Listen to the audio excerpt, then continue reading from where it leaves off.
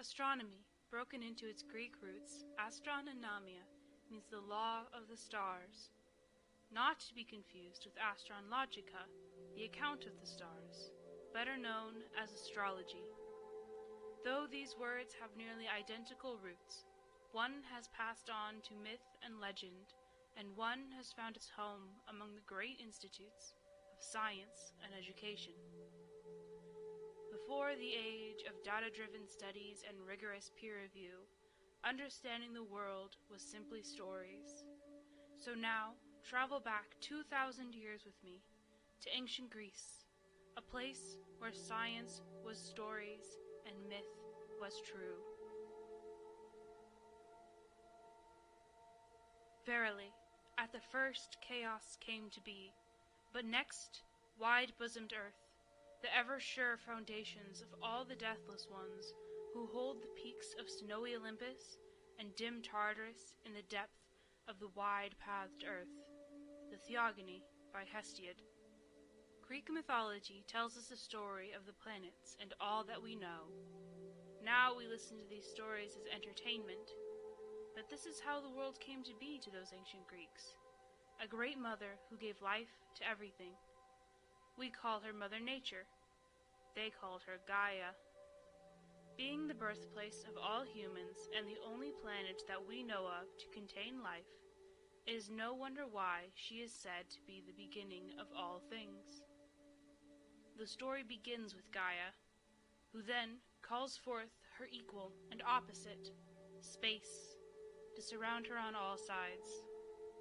The Greeks named space Uranus, but more commonly called Uranus, which you may recognize as the name of one of the planets in our solar system. All the planets in our solar system are named for Greek gods. Astronomers like to do this thing where they theme the names. Moon systems have their own naming schemes. Some of Uranus's moons are named Ariel, Juliet, Ophelia, and Puck. You may recognize these names from English literature.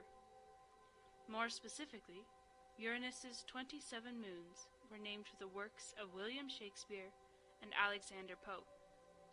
These names break the mold of the Greek mythology that named most of our solar system. Sir William Herschel chose the names because Uranus is the god of the sky, so he ought to be tended by the spirits of the sky. The study of our solar system is still wrapped up in stories, even in the modern age. The planets, you may have noticed, are not referred to by their Greek names, but by their Roman equivalents. The Romans often renamed gods of other mythologies than claimed them as theirs. I get failed and expelled if I put my name on somebody else's work, and the Romans get to name the whole solar system. Maybe if I ruled the entire Mediterranean Sea for 400 years, I could get away with plagiarism too. Anyway, Uranus is a bad example because he doesn't even get a Roman name. All of the other planets you know and love are the Roman names for Greek gods. Neptune, that's Poseidon. Pluto, that's Hades. Maybe it was a bad idea to take planetary status away from the god of the underworld.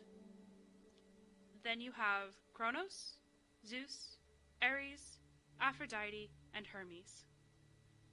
The naming of Uranus follows a trend already set because Uranus was the first planet to be found with a telescope, so Saturn, Jupiter, Mars, Venus, and Mercury were already named for the Greek family tree.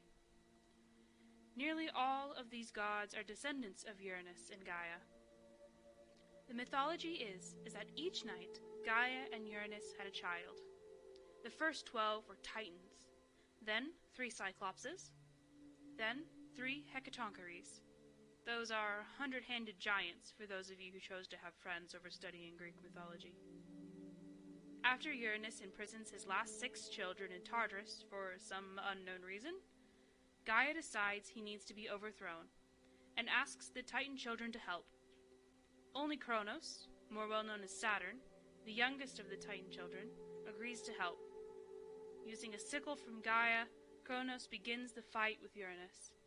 Being outmatched, Kronos frees the giants and the Hecatoncheires. Together, they defeat Uranus. Uranus, in his defeat, crowns Kronos king of the gods. Even if Uranus no longer rules in mythology, Uranus still reigns in the heavens.